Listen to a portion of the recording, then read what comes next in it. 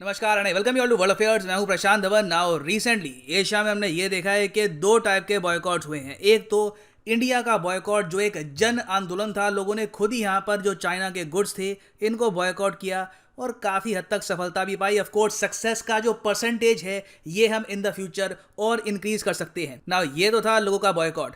दूसरा बॉयकॉट हमने यहाँ पर यह देखा जब चाइना और पाकिस्तान ने इंडिया में जो एक बहुत ही इंपॉर्टेंट मीटिंग होनी थी on the issue of Afghanistan, इसको बॉयकॉट कर दिया।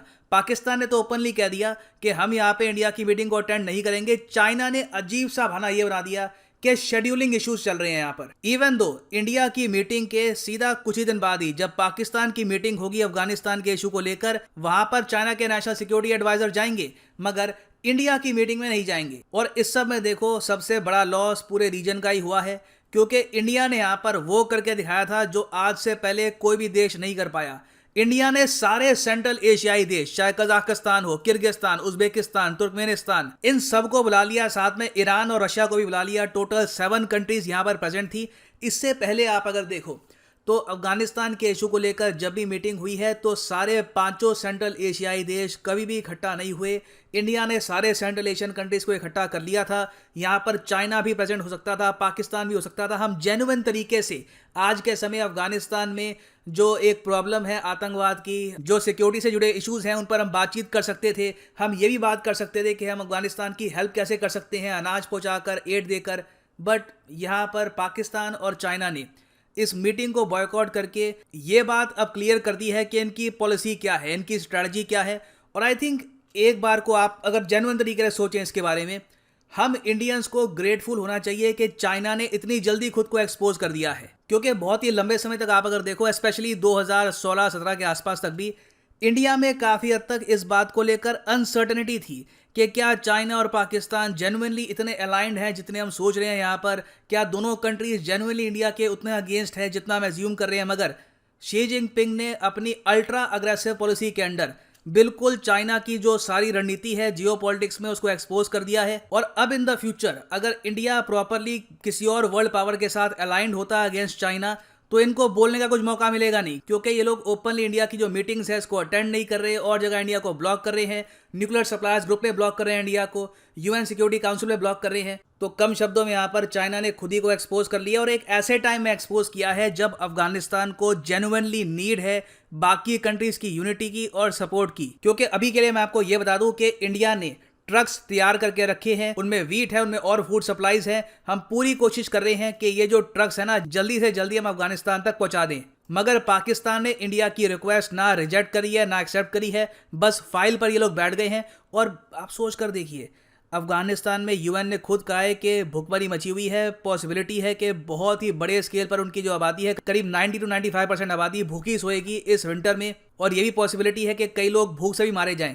ऐसी सिचुएशन में भी पाकिस्तान की जो जियोपॉलिटिकल गेम है ये 1% भी कम नहीं हुई है। इन्होंने सारे इंडियन ट्रक्स को यहाँ पर ब्लॉक करके रखा है और इंडिया की मीटिंग भी ऑल टुगेदर बॉयकॉट कर रहे हैं ताकि इनका जो प्रभाव है अफगानिस्तान में ये बिल्कुल भी कम ना हो। अब यहाँ पे आपको सोचना होगा, तालिबान जिसको लिटरली पाकिस्तान ने ट्रेन किया है, उसको खड़ा किया है, अनाज भेजकर इंडिया कौन सा वहां पर इन्फ्लुएंस गेन कर लेगा? क्या यहाँ पे मैं कहूंगा पाकिस्तान की हार हो जाएगी। मगर इन लोगों ने कभी भी अफगानिस्तान के जो आम नागरिक है उनका बिल्कुल नहीं सोचा। सिर्फ और सिर्फ अपनी कंट्री के जो जियो पॉलिटिकल इंटरेस्ट हैं उन्हीं को आगे फॉरवर्ड किया है। मगर लाइफ में मैं आपको एक बार बताता हूँ, लाइफ में भी, इंडिविजुअल लेवल पर भी, जियो पॉलिटिक्स में भी, अगर आपकी जो इंटेंशन है ये जेन्युइनली बहुत अच्छी है ना, तो कहीं ना कहीं लोग आपको एक्नॉलेज करेंगे, लोग देख लेंगे कि इस आदमी की इंटेंशन ठीक थी और इस वजह से लोग आपको सपोर्ट भी करेंगे। बिलीव मी ये बात रियल लाइफ में भी अप्लाई होती है और इंडिया के साथ भी यही हुआ है।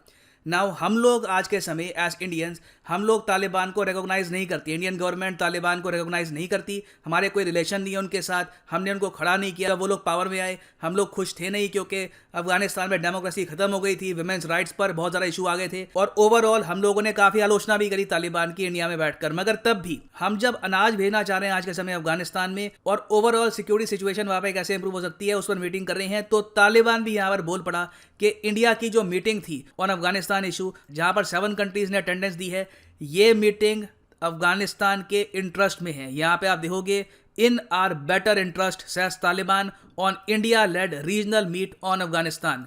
और तालिबान ने यहाँ पर यह भी कहा है कि हमारे बिल्कुल इंटरेस्ट में, और उसके अलावा हम कभी भी इंडिया के अगेंस्ट या किसी और कंट्री के अगेंस्ट भी अपनी ज़मीन को यूज़ होने नहीं देंगे। नाउ अगेन ये इनकी स्टेटमेंट है, कल को होता क्या है that remains to be seen, मगर अभी के लिए हम सब लोग ये बात जानते हैं कि अफ़गानिस्तान में जो सिचुएशन है, अगर अफ़गानिस्तान को बाहर की कंट्रीज़ की सपोर्ट ना मिली तो वहाँ पे हो सकता है कि ओवरऑल रेडिकलाइजेशन बहुत ज़्यादा बढ़ जाए। गरीबी के मारे लोग कोई भी इधर उधर के जो आतंकवादी संगठन है इनको ज्वाइन करना स्टार्ट कर दे, that will only worsen the situation. और सबसे ज़्यादा मुझे इंटरेस्टिंग बात यहाँ पर यह भी लगी है कि तालिबान के जो स्पोक्समैन है यहाँ पर ज़बीउल्लाह, इन्होंने ओपनली ये भी बोला है कि हालांकि हमको इस मीटिंग में बुलाया नहीं है, हम फर्मली बिलीव करते हैं कि इंडिया की यहाँ पर इंटेंशन हमारे भले के लिए है और ये सारी पार्टिसिपेटिंग कंट्रीज अफगानिस्तान का भला ही चाहती है। और इससे पहले भी आप अगर देखो तो तालिबान ओपनली कह चुका है कि ये रिसीव करना चाहते हैं इंडिया की ह्यूमैनिटेरियन एड को। तो आई थिंक अब नीड ये है कि सिंस चाइना और पाकिस्तान ने एक गलत स्टेप उठा लिया है इस मीटिंग को बॉयकॉट करके, दोनों कंट्रीज को एक्सपोज करना होगा हमें। हमारे मीडिया को इंटरनेशनली ये बात पहुंचानी चाहिए कि इन द फ्यूचर अफगानिस्तान में जो हालत ख़राब होगी, जो मोस्ट प्रॉब्ली होने वाली है, सैडली आई होप ऐसा ना हो, मैं गलत साबित हूँ, मगर जो यूएन की रिपोर्ट देख रहा हूँ और जो और जगह से डेटा आ रहा है, things are looking bad over there. तो इस सिचुएशन का जो कल्प्रिट है, जो मेन यहाँ पे इल्ज़ाम जाना चाहिए, वो पाकिस्तान और चाइना को ही जाना चाहिए, countries that are blocking other countries from helping Afghanistan. तो अब यहाँ पर आप समझ सकते हैं कि इंडिया ने पाकिस्तान और चाइना को इन्वाइट किया भी क्यों था। देखिए इनकी जो ओवरऑल जियो पॉलिटिकल गेम है ये ऑब्वियसली अजीत डोभाल, एस जयशंकर साहब समझते हैं, मगर इन कंट्रीज़ को एक्सपोज करना इंपॉर्टेंट है ताकि अफगानिस्तान की प्रॉपरली हेल्प हो पाए। तो इसलिए दिल्ली डिक्लेरेशन ऑन अफगानिस्तान, इसका मतलब सिंपली ये है कि जो 7 देश यहाँ पर इकट्ठा हुए, 5 सेंट्रल एशियाई देश, ईरान और रशिया, ये सब इंडिया में बैठकर एक मैसेज यहाँ पर ये सेंड कर रहे हैं कि अफगानिस्तान तक पहुँचनी चाहिए अनइम्पीडेड एड। अनइम्पीडेड का मतलब पता क्या होता है?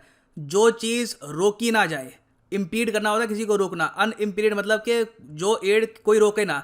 तो ऑब्वियसली यहाँ पर हम पाकिस्तान की बात कर रहे हैं, तो मीटिंग में यही बात लिखी है कि अनइम्पीडेड एड पहुंचनी चाहिए अफगानिस्तान तक। और अफगानिस्तान की अभी के लिए जो गवर्नमेंट है ये इंक्लूसिव होनी चाहिए। इंक्लूसिव का मतलब यहाँ पर ये है कि जो तजिक ओरिजिन के लोग हैं इन अफगानिस्तान, उनको भी सरकार में लाओ। अभी के लिए आप अगर देखो जो सरकार है काफ़ी हद तक पश्तूनों की सरकार है, इसमें और लोग भी आने चाहिए ताकि प्रॉपर तरीके से पूरा अफगानिस्तान जो है, इनके हर रीजन के लोग प्रॉपरली पार्टिसिपेट कर पाए गवर्नमेंट फॉर्मेशन में और इनकी गवर्नमेंट प्रॉपरली फंक्शन भी कर पाए। इसके अलावा ऑब्वियसली हमने यहाँ पर यह भी बोला है कि एक्सट्रीमिज्म, रेडिकलाइजेशन, आतंकवाद, इस सब के हम अगेंस्ट हैं। हम फिर से कहते हैं कि अफगानिस्तान की धरती किसी और कंट्री पे अटैक के लिए यूज़ नहीं होनी चाहिए। ये बात हमने ओपनली क्लियर रखी है इन आर डिक्लेरेशन। तो ओवरऑल हम कह सकते हैं कि ये मीटिंग बहुत ही सक्सेसफुल रही है। एक बार को पाकिस्तान और चाइना चुपचाप मीटिंग अटेंड कर लेते, कुछ इस पर एक्शन ना लेते, तो शायद इस मीटिंग के बारे में कोई बात भी ना करता। मगर आज के समय इंटरनेशनली दिल्ली डिक्लेरेशन को डिस्कस ही इसलिए किया जा रहा है क्योंकि पाकिस्तान और चाइना ने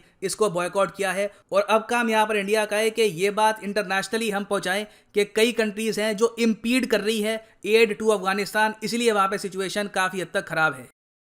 और फाइनली यहाँ पर मैं ये भी ऐड कर दूं कि अनअकैडमी का स्पेशल डिस्काउंट वीक स्टार्ट हो चुका है। 10 तारीख से लेकर 17 तारीख तक एडिशनल 10% आपको डिस्काउंट मिलेगा। जो ऑलरेडी प्राइसेस हैं काफ़ी कम हो जाएंगे सिर्फ यूपीएससी कॉम्बो कोर्सेज के लिए। अभी जाओ कमेंट सेक्शन में, यहाँ पे आपको मिलेगा पिन कमेंट में ये लिंक। इस लिंक पे आप अगर क्लिक करोगे तो यूजुअली आपने देखा होगा कि जो अनअकैडमी का कॉम्बो है, यहाँ पर जो 36 मंथ का कोर्स है ना, यहाँ पे लिखा होता है 2700। तो ये जो प्राइस है कम हो चुका है। इसके ऊपर एडिशनल डिस्काउंट भी लगेगा अगर आप यूज़ करते हैं promo code PD10। The prices will fall even more. Usually जो 3 साल का कोर्स था यहाँ पर जो 99,000 का था, अब हो चुका है 80,000 का। तो हैवी डिस्काउंट है यहाँ पे आज के समय। आप परचेज करना चाहे परचेज कर सकते हैं courses. The discount will end on 17 November 2021। So इसी नोट के साथ ये है वीडियो का अंत। Thank you for listening and as always God bless you all.